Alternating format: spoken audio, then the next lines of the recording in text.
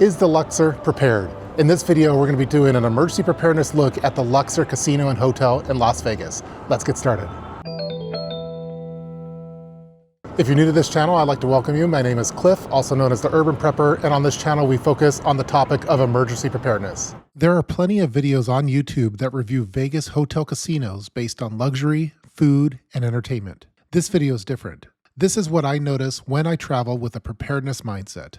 The Luxor is one of the most recognizable hotels in Las Vegas. It's the iconic black pyramid on the Strip, easily spotted from miles away. The property originally opened in 1993, which makes it one of the older major resorts still operating today. The exterior Egyptian theme is very strong and cool. Walking up to the pyramid and entering the main lobby feels grand, and exhibits like the Titanic display are worth checking out. We've been to these exhibits multiple times during family trips. That theme, however, does not really carry into the hotel rooms themselves. It would be nice to see the Egyptian design modernized and extended into the interior so guests truly feel like they're staying inside the pyramid. Just for a quick disclaimer, I'm not affiliated with the Luxor in any way. I'm not a licensed fire safety expert, security professional, or building inspector. I also paid for this room myself and was not given any special accommodations. These are simply my personal observations as a regular guest. And the same preparedness mindset can apply to any hotel you stay at.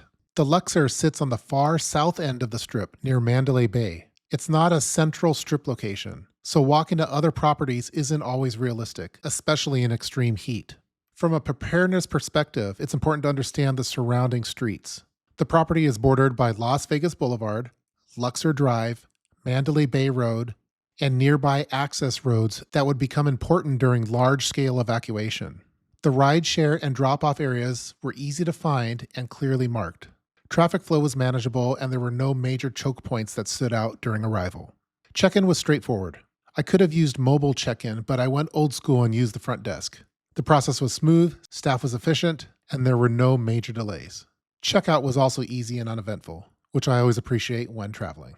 The hotel uses color-coded elevator banks, including green, red, blue, and gold sections. We primarily use the green elevators.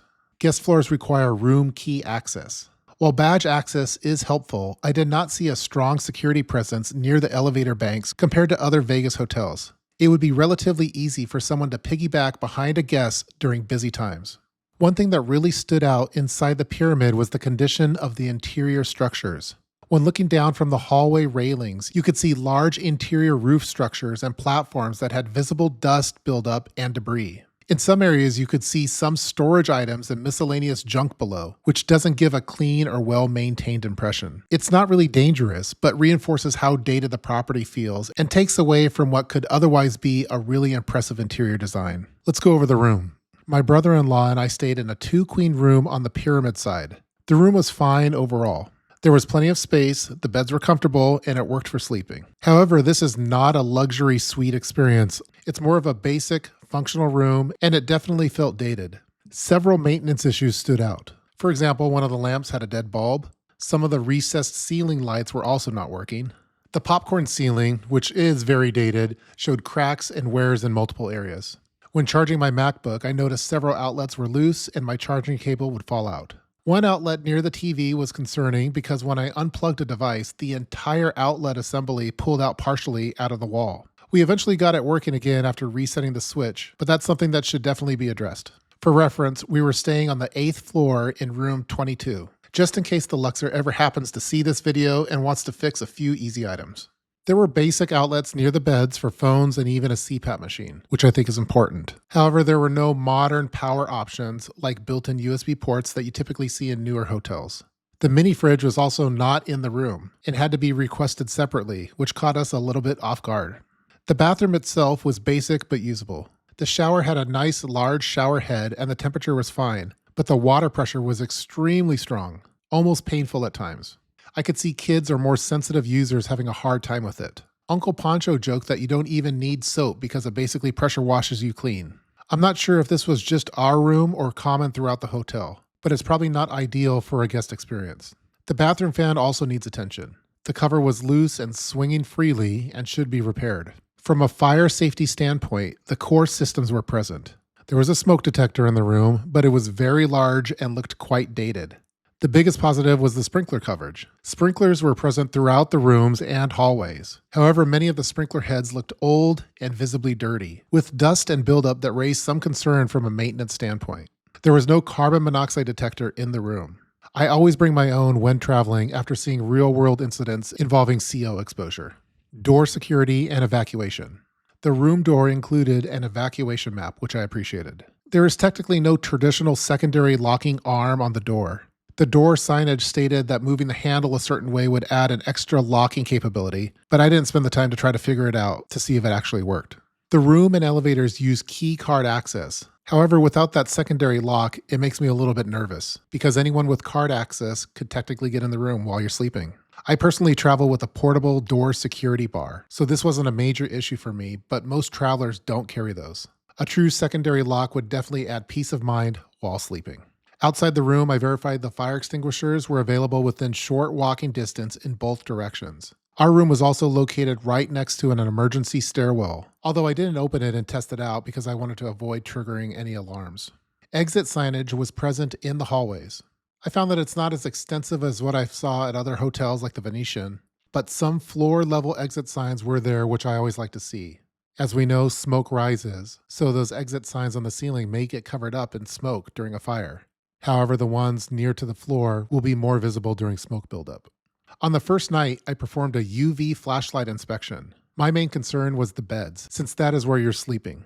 The good news is that I did not find any signs of bed bugs, and the mattresses themselves appeared clean. Under UV light, the areas that stood out the most were exactly what you would expect.